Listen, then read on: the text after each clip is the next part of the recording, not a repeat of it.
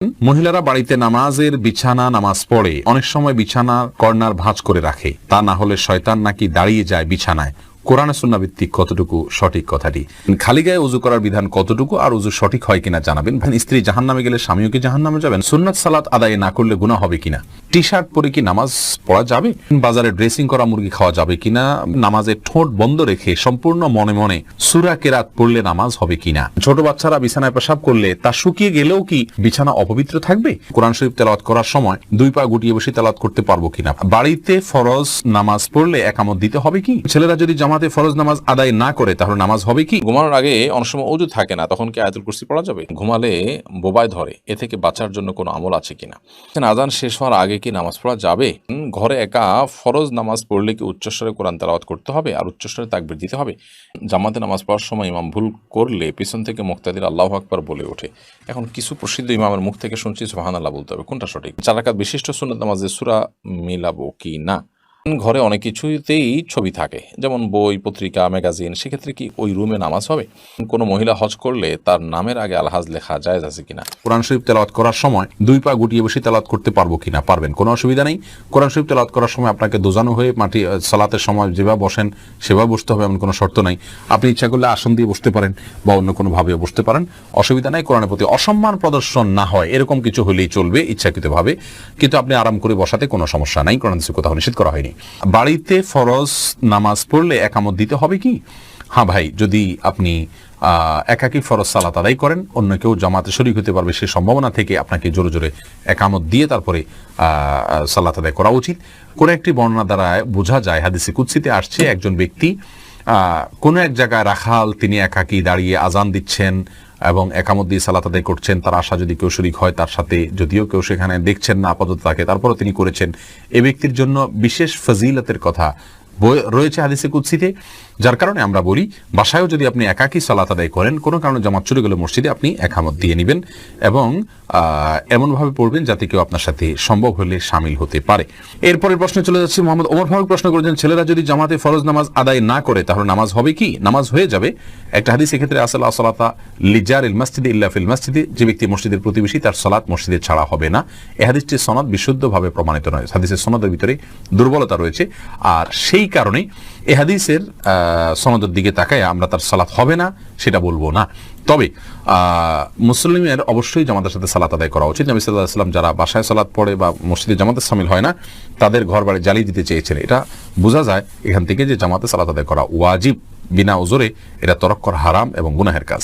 সেতাব, আপনি জানতে চেয়েছেন নামাজে ঠোঁট বন্ধ রেখে সম্পূর্ণ মনে মনে সূরা কেরাত পড়লে নামাজ হবে কিনা। ভাই খালেদ, নামাজে যদি আপনি ঠোঁট বন্ধ রেখে মনে মনে সূরা কেরাত পড়েন তাহলে আপনার সালাত হবে না।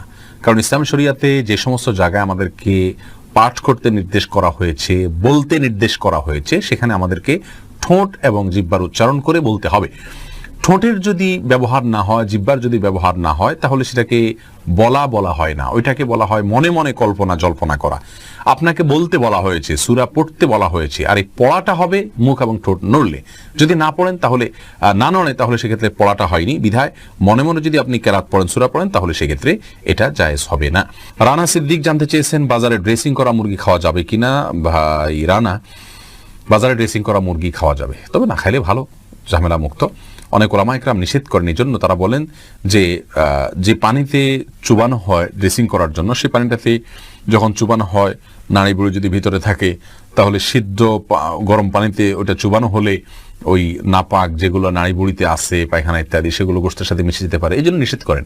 আসলে এত অল্প সময়ের জন্য যে চুবানো হয়, কয়েক সেকেন্ডের জন্য, এত অল্প সময়ের মধ্যে ওই নাপাকি এটা গোশত পর্যন্ত পৌঁছায় না, যার কারণে গোশতের মধ্যে কোনো দুর্গন্ধ আমরা দেখি না, স্বাদটাও নাপাকের আসে না, কোনো আলামতও আসে না, যার কারণে এটাকে আমরা হারাম মনে করি না। তারপরেও যেহেতু আমাদের ইখতিলাফ আছে, মতপার্থক্য আছে, যদি এটা অ্যাভয়েড করা যায়, বিকল্প পন্থা করা যায়, সেটা বেশি ভালো। অর্থাৎ নাড়িবুড়ি ফেলে দিয়ে তারপরে ফ্রেশ পানিতে চুবাই ড্রেসিং করলেন, তাহলে কোনো সমস্যা নেই। টি শার্ট পরে কি নামাজ পড়া যাবে? ভাই শাহিন, টি শার্ট পরে আপনি সালাত আদায় করতে পারেন, তো মনে রাখবেন সালাত আদায়ের ক্ষেত্রে মৌলিক নির্দেশনা আল্লাহ সুবহানাহু ওয়া তাআলা বলেছেন, ইয়া আইয়ুহাল্লাযীনা আমানু খুযু যিনাতাকুম ইনদা কুল্লি মাসজিদ। হে ঈমানদারেরা, প্রত্যেক সালাতের সময় তোমরা সুন্দর ভাবে সালাত আদায় করবে, সুন্দর পোশাক পরবে বা সুন্দর পোশাক পরবে। তো এই জন্য এমন কোনো পোশাক পরা উচিত নয় সালাতের সময় যে পোশাক পরে আপনি সম্ভ্রান্ত কোনো জায়গায় যাবেন না, মান্যগণ্য কোনো ব্যক্তির কাছে যাবেন না, সেরকম কোনো পোশাক পরা উচিত নয়।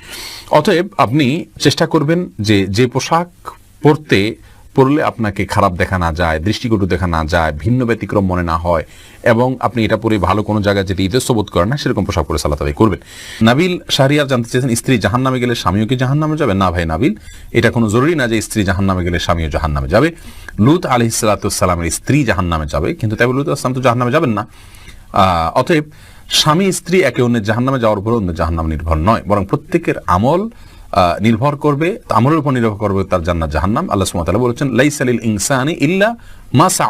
মানুষ নিজে যা করে সেটাই সে পাবে, অন্য কি করলো না করলো তাতে তার কিছু আসবেও না, যাবেও না। আল্লাহ অন্য আয়াতে বলেছেন, লা তাজিরু ওয়াজরাতুন ভিজরা উখরা। একজনের বোঝা, পাপের বোঝা অন্যজন বহন করবে না। অর্থাৎ স্ত্রী অন্যায় করলে তিনি জাহান্নামে যাবেন, স্বামী জাহান্নামে যাবেন না। বিষয়টি এরকম না, যার যারটা আমলের কারণে তিনি পুরস্কার বা তিরস্কারের উপযুক্ত হবেন। এরপরে রাকিব কাজী সালেহ আপনি জানতে চেয়েছেন, খালি গায়ে উযু করার বিধান কতটুকু আর উযু সঠিক হয় কিনা জানাবেন। ভাই রাকিব, অজুর ক্ষেত্রে শরীয়তে খালি গা বা জামা কাপড় পরা কোনোটি নির্দেশ করেনি। অতএব অজুর ক্ষেত্রে আমরা খালি গায়ে যদি থাকি তাহলে কোনো প্রকার অসুবিধা নেই। অজুর ক্ষেত্রে আপনি খালি গায়ে উযু করতে পারবেন, কোনো সমস্যা নেই ইনশাআল্লাহ। হাফেজ আপনি জানতে চেয়েছেন, ছোট বাচ্চারা বিছানায় পেশাব করলে তা শুকিয়ে গেলেও কি বিছানা অপবিত্র থাকবে? ছোট বাচ্চারা যদি বিছানা পেশাব করে, এক্ষেত্রে মনে রাখতে হবে ছেলে বাচ্চা যদি হয় তাদের পেশাবের ক্ষেত্রে কিছুটা ছাড় রয়েছে। ছেলে বাচ্চা যদি হয় আর সে যদি মায়ের দুধের উপরে সম্পূর্ণ নির্ভরশীল থাকে এবং তার মধ্যে যদি অন্য কোনো কিছু যদি সে না খায়, বাহিরের কোনো কিছু খাদ্য হিসাবে সে গ্রহণ না করে, তাহলে সেক্ষেত্রে এই বাচ্চার পেশাবের উপরে শুধুমাত্র পানি ছেটা দিয়ে দিলে সেটা পাক হয়ে যাবে। আর যদি মেয়ে বাচ্চা হয় তাহলে সেক্ষেত্রে পরিপূর্ণভাবে ধুইতে হবে। এটা হাদিস দ্বারা এই ব্যবধান এবং পার্থক্যটা সুস্পষ্টভাবে প্রমাণিত। এখানে কেউ যদি বলেন যে মেয়েদের পেশাবের ক্ষেত্রে এই তারতম্য কেন করা হয়েছে, মেয়েদের প্রতি বৈষম্য কিনা, আমরা বলবো না। মেয়েদের পেশাব হয়তো তার ভিতরে কোনো এমন কোনো দিক রয়েছে পেশাবের যেটা হয়তো আমরা এখনো জানি না, অথবা বিজ্ঞানী হয়তো জানতে পারেন, যার কারণে এটা ধোয়াটা জরুরি করা হয়েছে। সেটাতে দুর্গন্ধের বিষয় থাকুক অথবা অন্য কোনো ক্ষতিকর কোনো কিছু থাকুক যেটা আমাদের কাছে অজানা, কিন্তু ইসলামী শরিয়াত নির্দেশ করেছে, নিশ্চয়ই এর ভিতরে কোনো না কোনো কল্যাণ আছে। আমরা দেখি ইসলামী শরিয়াত নির্দেশকে পালন এবং মান্য করার ভেতরেই কল্যাণ নিহিত আছে। রাকিব হাসান প্রশ্ন করেছেন, সুন্নাত সালাত আদায় না করলে গুনাহ হবে কিনা। রাকিব হাসান, সুন্নাত সালাত আদায় না করলে বড় কোনো গুনাহ হবে না। গুনাহ তো অবশ্যই হবে, গুনাহ শব্দের অর্থ হলো ক্ষতি। সুন্নাত তরক করলে তো ক্ষতি হবেই। নবী সাল্লাল্লাহু আলাইহি সাল্লাম পাঁচ ওয়াক্ত সালাতের আগে পরে যে সুন্নতে মুআক্কাদাগুলো, এগুলোকে খুব গুরুত্বপূর্ণ সালাত হিসেবে আদায় করেছেন। অতএব সেগুলোকে যদি আপনি তরক করি বিনা প্রয়োজন, বিনা কারণে, বিনা ওজরে, তাহলে তো ক্ষতি হবেই, গুনাহ তো হবেই অর্থে। কিন্তু গুনাহ বলতে কবিরা গুনাহ, বড় কোনো পাপ যেটা কারণে শাস্তির সম্মুখীন হইতে হবে, এরকম কোনো গুনাহ হবে না। কারণ এটি ফরজ বা ওয়াজিব নয়, আর ফরজ ওয়াজিব না হলে সেটা তরক করলে বড় কোনো গুনাহ হয় না। বিনা কারণে এটা না ছাড়াই উচিত, মুসলমান সুন্নাহকে তরক না করাই উচিত। কিন্তু যদি কোনো কারণে মাঝে মধ্যে ছাড়ে তাতে কোনো অসুবিধা হবে না ইনশাআল্লাহ বিইذনিল্লাহ। সিয়াম মিয়া আপনি লিখেছেন, জামাতে নামাজ পড়ার সময় ইমাম ভুল করলে পিছন থেকে মুক্তাদির আল্লাহু আকবার বলে ওঠে। এখন কিছু প্রসিদ্ধ ইমামের মুখ থেকে শুনছি সুবহানাল্লাহ বলতে হবে, কোনটা সঠিক? ভাই সিয়াম, অবশ্যই আপনি যেটা ইদানিং শুনছেন ইমাম থেকে বলেছেন সেটি সঠিক, কারণ হাদিসে নবী সাল্লাল্লাহু আলাইহি ওয়াসাল্লাম এটিই বলেছেন, আত-তাসবিহু লিরিজালি ওয়াত-তাসফিকু লিন-নিসা। নামাজের মধ্যে ইমাম সাহেবের ভুল হলে যারা পুরুষ তারা তাসবিহ পড়বেন, সুবহানাল্লাহ বলে উঠবেন। সুবহানাল্লাহ এর শব্দের অর্থই হলো আল্লাহ পবিত্র। এটা আশ্চর্যের সময় মানুষ বলা হয়, যারা ইমাম সাহেবরা কী করছেন এই টাইপের বিষয়। আল্লাহু আকবার হলো বড় কোনো অর্জন হয়ে গেলে ইতিবাচক ইয়েতে সাধারণত আল্লাহু আকবার ব্যবহার হয়ে থাকে। অতএব এখানে আল্লাহু আকবার না বরং সুবহানাল্লাহ বলা উচিত, সেটি হাদিসের নির্দেশনা। আল্লাহু আকবার চলে আসছে আমাদের সমাজে কোনোভাবে, তো শুদ্ধটারই চর্চা আমাদের করা উচিত। এরপর এম কে করিম লিখেছেন, আজান শেষ হওয়ার আগে কি নামাজ পড়া যাবে?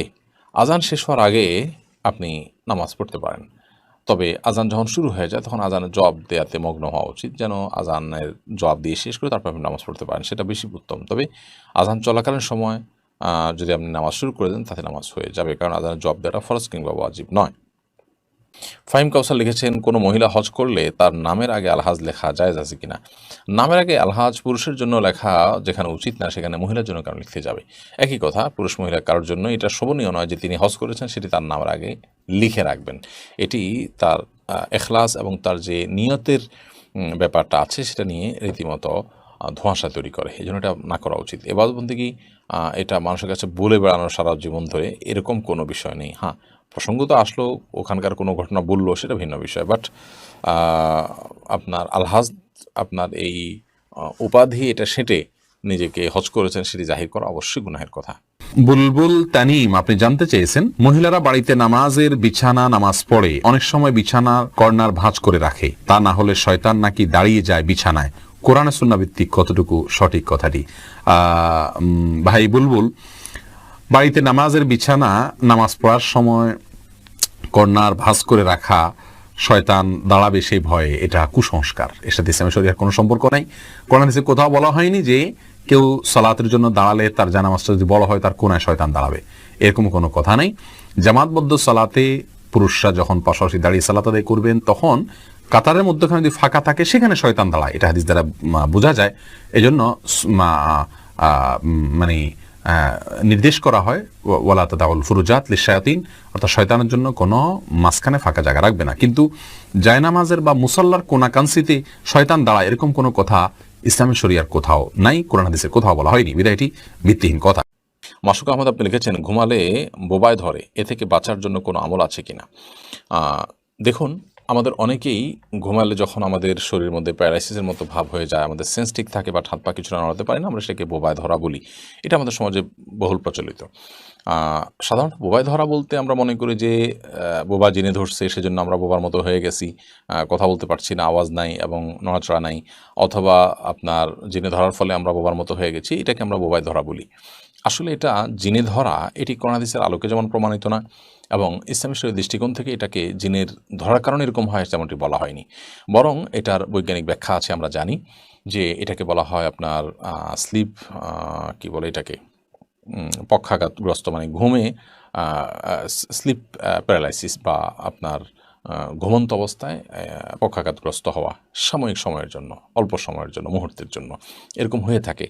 তো এরকম যদি হয় তাহলে সেক্ষেত্রে চিকিৎসকদের বিভিন্ন পরামর্শ আছে এটি কেন হয়। সাধারণত না ঘুমালে, ঘুম গভীর না হলে, শুয়ে থাকলে, বিভিন্ন ডিভাইস আশপাশে রাখলে, সেগুলো চালু থাকলে, সেগুলোর কারণে অনেক সময় এরকম অসুবিধা হতে পারে। শরীর অত্যধিক ক্লান্ত থাকলে এরকম হতে পারে, এবং দিনের বেলা ঘুমের অভ্যাস থাকলে রাতের বেলা এরকম হতে পারে। এই জন্য দিনের বেলা যথাসম্ভব না ঘুমিয়ে রাতে তাড়াতাড়ি ঘুমিয়ে যাওয়া উচিত, এবং লম্বা সময় ধরে খুব মন ভরে ঘুমানো উচিত, এবং ডিভাইস ইত্যাদি থেকে যথাসম্ভব ঘুমের আগে থেকে দূরে থাকা উচিত, এবং এগুলোকে দূরে রাখা উচিত, এবং সম্ভব হলে বন্ধ করে বা এরোপ্লেন মোড দিয়ে রাখতে পারলে ভালো হয়। তো এগুলোর মাধ্যমে ইনশাআল্লাহ এখান থেকে রক্ষা পাওয়া যাবে। চিকিৎসকগণ এবং এ বিষয় বিশেষজ্ঞগণ নানা রকম পরামর্শ আমাদেরকে দিয়েছেন, বিধায় সেগুলো আমরা করব। এর বাইরে ওই মুহূর্তে আমি আল্লাহ তাআলা স্মরণ করে আল্লাহর কাছে পানা চাইতে পারি। এই পক্ষাঘাতটা স্থায়ী হয়ে গেলে আমার জন্য সেটা কত বড় বিপদের কারণ হবে, সন্দেহাতীতভাবে সেটি আমাদের টেনশনের কারণে তৈরি ইমানদার হিসাবে। এই জন্য আল্লাহ তাআলার কাছে আমরা ইস্তেগফার করব, এবং ভীত সন্ত্রস্ত না হয়ে আল্লাহর কাছে আমরা সাহায্য প্রার্থনা করব, এবং আমরা আশা করব ইনশাআল্লাহ এটা ছেড়ে যাবে, আতঙ্কিত হব না। তো এই বিষয়ে তারা পরামর্শ দিয়ে থাকেন। এর বাইরে ইমানদার হিসেবে যেটা বললাম যে ওই মুহূর্তে আপনি সেন্স আছে, সেন্স কাজ করছে, তো আল্লাহ তাআলার কাছে আপনি মনে মনে দোয়া করতে থাকেন, মুখে আওয়াজ করতে না পারলে কোনো অসুবিধা নেই।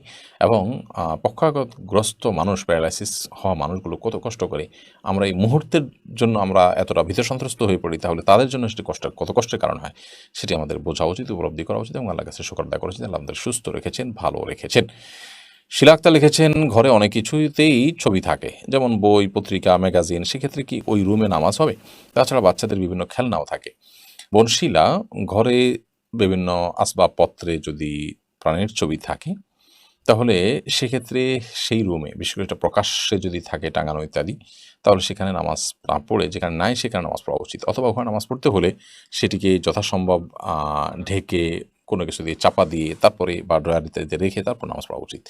না হলে এটি মাকরুহ হবে। তবে সেখানে নামাজ হবে না এরকম না, নামাজ হয়ে যাবে। এমডি আকরাম হোসেন লিখেছেন, ঘরে একা ফরজ নামাজ পড়লে কি উচ্চস্বরে কোরআন তেলাওয়াত করতে হবে আর উচ্চস্বরে তাকবীর দিতে হবে? একা একা যখন আপনি তেলাওয়াত করবেন তখন নীরবে কিংবা উচ্চস্বরে যে কোনোভাবে পড়তে পারেন। যদি অন্য কারোর ডিস্টার্বের আশঙ্কা না থাকে আপনি উচ্চস্বরে পড়তেই পারেন। আর তাকবীর বিষয় যেটি, সেটা হলো যে আল্লাহু আকবার সরি আপনার নামাজের কথা আপনি বলছেন। নামাজ যখন পড়বেন তখন উচ্চস্বরে কোরআনে কারিমের তেলাওয়াত আপনি রাতের বেলা নামাজ হলেও করতে পারেন, আবার চাইলে নীরবেও পড়তে পারেন। দিনের বেলা নামাজ তো ডেফিনেটলি আপনাকে আস্তে পড়তে হবে এবং তাকবীরগুলো আপনি উচ্চস্বরে দিবেন। সেই সাথে একামত দিবেন। একামত দিয়ে ইমামের যেভাবে নামাজ পড়ায় ঠিক ওইভাবে আপনি নামাজ পড়বেন। উদ্দেশ্য হলো অন্য কেউ যেন আমার তাকবীর শুনে, আমার একামত শুনে আমার সাথে এসে শামিল হয়, যোগ দেয়, এমনকি নফল নিয়তে এসে যোগ দিলেও আপনি জামাতের সওয়াব পেয়ে গেলেন। সেই উদ্দেশ্যে আপনি এটি করতে পারেন। সুমন আহমেদ আপনি লিখেছেন 4 রাকাত বিশিষ্ট সুন্নত নামাজে সূরা মিলাবো কি না?